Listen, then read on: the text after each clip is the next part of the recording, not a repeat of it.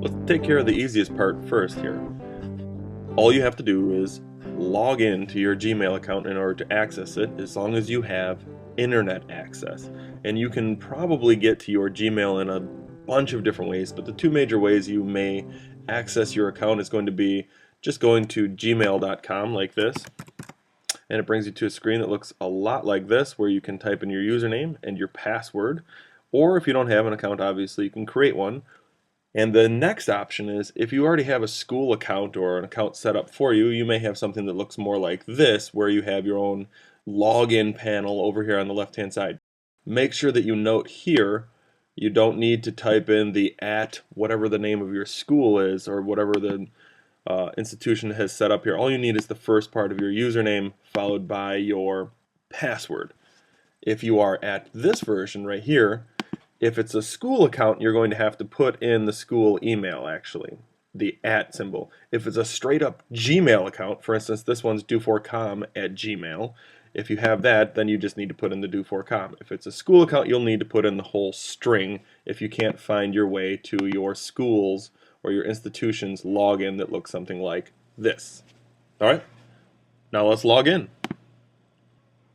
You can see that you're logged into any account because the top right corner is going to tell you so. It's going to recognize you.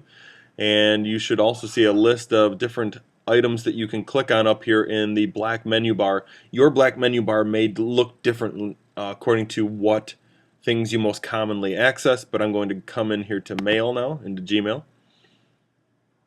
Depending on how things are set up, it may land you directly in your Gmail.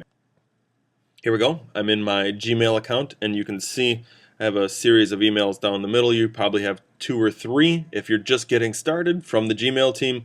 Otherwise, you may have a ton of emails in here already, but this is the basics of how it looks. And I want to show you just for a quick second how you can add more accounts. So for instance, I'm actually running both this school account and my personal account at the same time, and I can toggle between the two of them by simply clicking on my name up here. So if I click on my name, I can go down to add account, and I can add a second email account, a Gmail account rather, that I can log into, and you can see I've already done that. So here I can toggle between my 2 different accounts. I have this one, which has no profile information or anything updated, and then I have my personal account, which is my default account, that I can switch over to and take a look at that email inbox instead of the one that we're looking at right now. You can also sign out of either account at any given time. Which brings me back to one more very quick thing, a tip that I want to give you about logging in. So I'm going to sign out actually and just show you something interesting.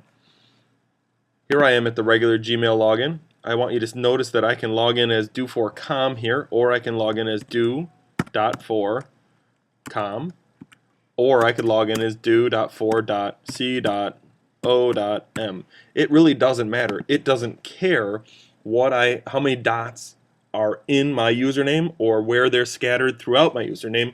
It doesn't actually recognize dots at all. It only recognizes characters and symbols.